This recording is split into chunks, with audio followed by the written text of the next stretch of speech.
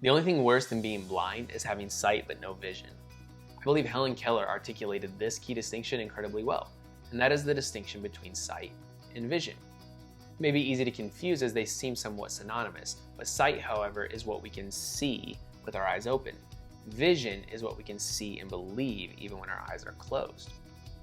We can often become distracted when we're trying to craft a vision for ourselves. But the awesome thing here is that the true visionary, God, has already crafted a perfect vision for each of our lives. That is the purpose with which I believe each one of us has been uniquely created. It is up to you and it is up to me, however, to actually stand up and walk in it. Why am I talking about vision? It's not just because we're at the beginning of a new year here in 2020 or that we're at the beginning of a new decade. It's because I believe vision is of monumental importance. The decisions and the actions that we are consistently taking need to be in alignment with a vision for our life. Otherwise, we're just haphazardly meandering through our days in such a sad existence. And that is not what I want for you. That's not what God wants for you. And I believe you were made for so much more than that. In Proverbs 29:18, it says, "Where there is no vision, the people perish, but one who follows divine instruction will be happy."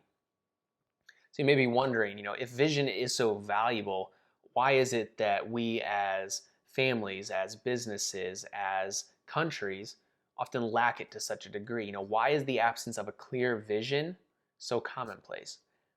In most cases, I don't believe this is the result of an intentional choice not to have a clear vision, but rather the fact that the lack of focus leads to a loss of vision. We often place our focus on events in the past or things that are outside of our own control, and it is impossible to fully live out a vision for our future while we are dwelling in the past. We must learn from our past, but not continue to live in it if we ever expect to create a future that is different from our past or our present. I love this verse as well from Isaiah 43:18-19. I'm going to read it for you. It says, "Do not remember the past events. Pay no attention to things of old. Look, I'm about to do something new. Even now it is coming. Do you not see it? Indeed, I will make a way in the wilderness." And I know sometimes it may seem like our life is a bit of a wilderness. We may not feel confident in the action that we need to take next or the direction our life is going. We may not fully understand the circumstances that we are experiencing. And that's okay, that's understandable. When we are living out a vision and a purpose to which God has called us, the path ahead often seems unclear or even difficult to traverse. This is when it's so important to remember that our understanding or our full understanding is not required for our obedience. This is also something that I've really been trying to learn and internalize lately as Michael Jr. Puts it really well, a comedian. He says that we need to listen in the gaps, or basically when we're paying attention in life to the truths that God wants to reveal to us just throughout our days. And the other day I was actually talking with Steele as he was asking why numerous times. And it's somewhat humorous now as I remember my mom saying that I was going to have a child that asked why as many times as I did, and I have. But I absolutely love his curiosity in that he never wants to just take something at face value. He wants to have a greater understanding of it. And as he was asking why I was asking him to do something, I articulated exactly why he needed to do that. And sometimes, just like we do as adults, he did the same thing. And he asked, after I articulated that, he says, "Why yet again?" And my response to him was something that really hit me as well. And my response was that, Steele, your understanding at this moment is not required for your obedience. I need you to listen and trust me and obey what I'm asking you to do, despite you not having a full comprehension of why I'm asking you to do it. And literally, as the words were coming out of my mouth, I felt like God was saying the same thing to me, and that the purpose that I have created for you and called you to, the vision I have for your life, is not something that is always going to be perfectly clear. The path ahead may not be marked out clearly far in advance, and that's okay. But what I'm asking you to do is to trust and obey what I'm asking you to do. And that to me was something so powerful that we are not always going to have a full comprehension of it, and that's okay. But when we're living out the vision that God has called us to, we can trust that He has our best interests at heart, and it's going to be far beyond what we could ever ask or imagine. And I also want to share with you 4 or 5 key points here when you're crafting your vision and trying to live out a life of vision, especially here in 2020. And I'll say some of these points actually I pulled from a sermon that I heard recently by Pastor Michael Todd at Transformation Church.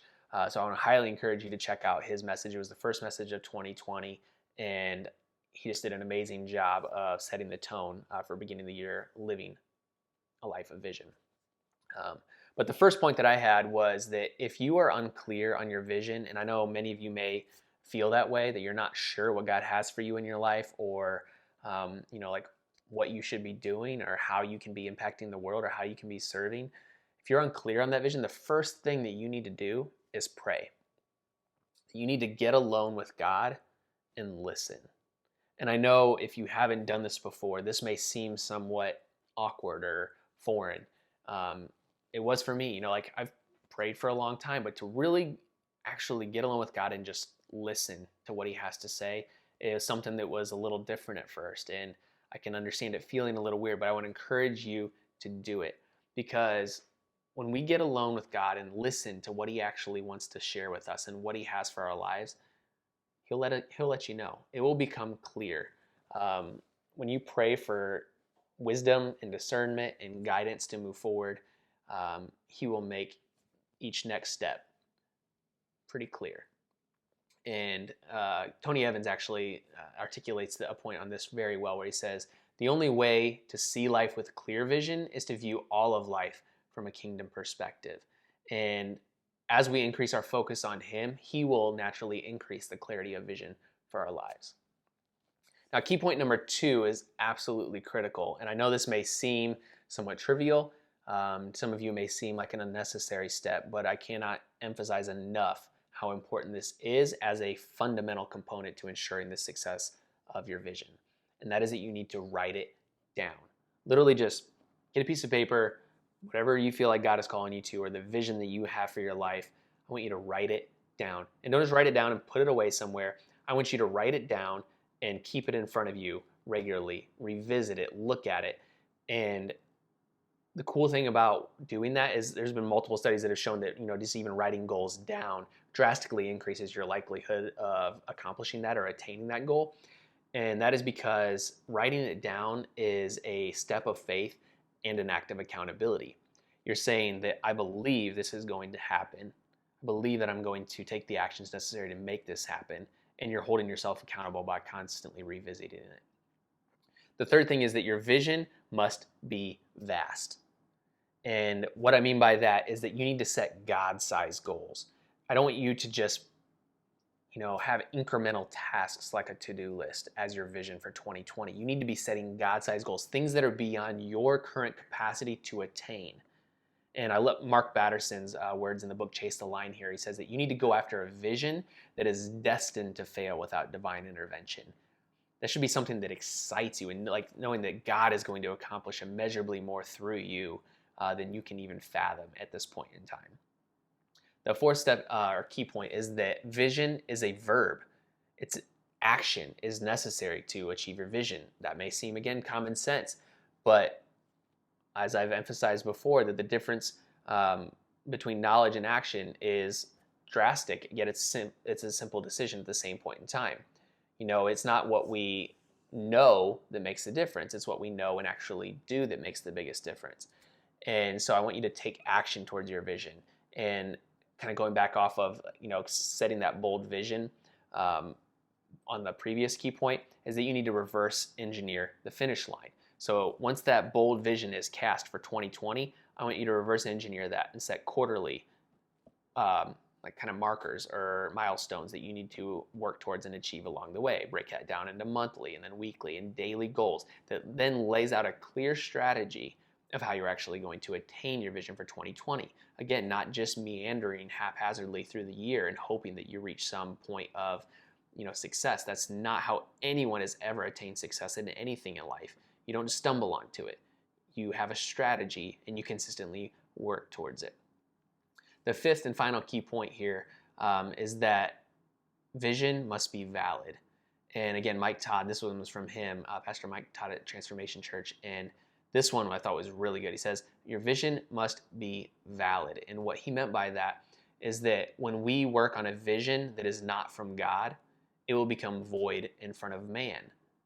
And that when we're working on a vision from God, we should never be looking to the world for validation. We're always going to have doubters and people that, say, you're not going to be able to accomplish that. That's a crazy dream. That's a crazy vision. You're just never going to be able to attain that. And doubters are okay, because doubters are to be expected when you're disrupting the status quo. But again, we should never be looking to the world for validation on a vision that we have received from God, because someone who has not given us the vision cannot validate that vision. We need to be looking to the one who gave us the vision to be able to validate it, and him only.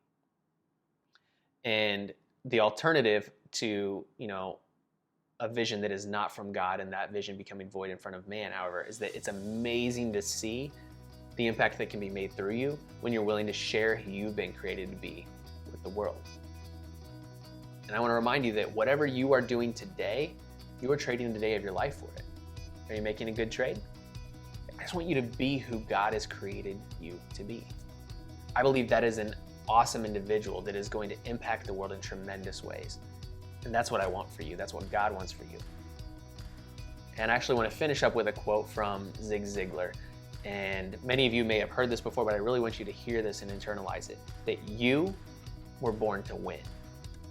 But to be a winner, you must plan to win. You must prepare to win. And you must expect to win. See, I want all of you to live out a bold vision for 2020. Mindset is monumental, guys. I love you all. God bless. I want you to choose the day to show the world your purpose in action.